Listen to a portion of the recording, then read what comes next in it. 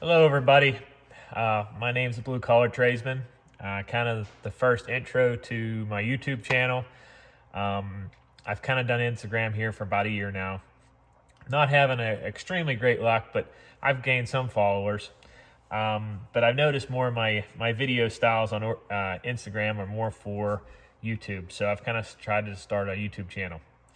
A little bit about my channel. I do welding, machining, fabrication, do a little bit of mechanicking. I do a little bit of all. I'm jack of all trades, master of none.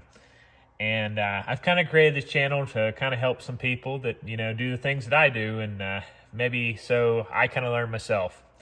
I sure as heck don't know everything. And I've learned a great deal off of YouTube, and I hope to kind of, add to that. So here's a few little shop hacks I've done around my shop to kind of help things, so I'm not losing a tool every 15 seconds, or when I need something quickly that it's there. So here they are. So one of the things is when I refurbish a drill press or a piece of equipment and I find out what the belt is, I usually always try to write it on somewhere. It's one of those things that more than likely I'll never have to replace this belt for a very, very long time.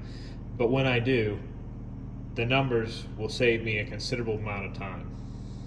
While we're kind of standing here, another thing I like to do is I like these little pen holders. They're called a pen pal. I know you can't really, there we can. Can't really see it real well, but I love these little holders. They hold all my Sharpies everywhere. And I like to have a Sharpie on almost every piece of equipment I have. I also try to put a magnet. That way, there's my drill chuck and a little chip brush. So coming up on my toolbox lid, you can see here's the pen pals again. A center punch, Milwaukee markers, silver Sharpie, silver drawing pencil. I like to use it for fabrication, and then all my small screwdrivers, magnets. Something that I really like is a medical pair of tweezers and scissors. So didn't cost me anything. Well, I guess it did. Forget what I needed stitches for, and they were going to throw those out, and I kept them. I really like these Reach pens. They are perfect for getting into tight places and doing layout or marking. Real small stem. On my bandsaw, I like to find older junk wrenches maybe and cut a head off. This is specifically for this machine. And I had a file break on me, and I use this file to kind of check the hardness of metal. Again, here's my marker again, and then I always put a magnet. So there's my tape measure, angle finder, so I can set the angle up on the vices to do an angle cut on a piece of metal. I try to keep all this stuff with my equipment. That way, when I go to use it, go to set it up, it's right there. So one of my absolute favorite shop hacks, tips, favorite tool is this 5-horse Backmaster sweeper. Now I've set it up with a cyclone on it and a 50-foot hose. And the 50-foot hose will reach absolutely everywhere in my shop, which that's the biggest thing about it. I can easily clean up equipment, the floor, everywhere in my shop.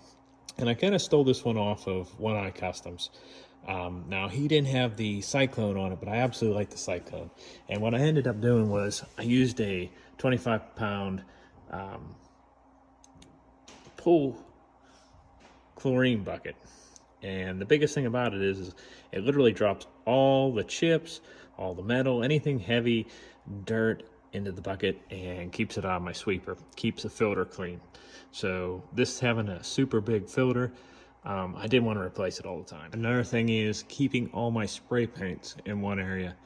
When I'm doing a project, I can easily look up at the wall and see what I physically have and what I don't, or what I need to get, and having it all in one location, because before it was absolutely spread all throughout the shop, and it was a pain, and I didn't know what I had, and then I'd buy something and find out I did have it. So one of those things of keeping all your spray paint, chemicals, stuff I use for like paint and auto body all in one place is awesome. As you can see in our intro, we do tractor pulling. So I made this little hanger, do my helmet, there's my seat cover, the bag behind it is fire suit and gloves. And when I go pulling, I know I need to come right here to get everything I need. It's all in one place, and there's less chance of us forgetting it. So another little hack I did was I made a tree for all my tool holders for my lathe. It's nice when everything has its own spot and you can clearly see something's missing. You know, it's clearly the one I have on the machine currently, but it's one of those things where it keeps everything organized. I can see what I have, I can see what I need. It's simple, it's easy. It fits all my holders, keeps them all in line. They're not falling off, they're not getting lost. Like I said, it's just one of those things that it keeps everything together. And then it holds a drill chuck, holds my crescent wrenches, tailstock wrench, brass hammer, T-wrench. Pretty simple. Took me maybe an hour and a half to make. So a little light hack that we did. We have a large A-frame crane that it's just slightly lower than ceiling height in this new room of mine. And I wanted to be able to bring it in here, but I didn't want to be able to like have to remove lights, like physically take the wire nuts off and, you know, physically remove it. So each light has a plug and a receptacle and hangs on a carabiner and an eyelet. So I can actually bring in the crane and then remove the light and then put the crane past it and then put the light back up. And it doesn't affect any of the other light fixtures. Something I never knew existed was a lighted light switch. And one of the other big problems I had when doing this room was whether or not the lights were on in the back and if I shut them off or not when I went to leave. So one of the things I did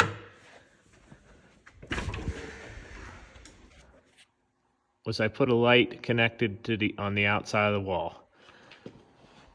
So when the lights are on in here, you can clearly see it's on, they're on, shut them off, it goes out. So no more leaving the lights on when I go to leave. It's kind of just like an indicator light.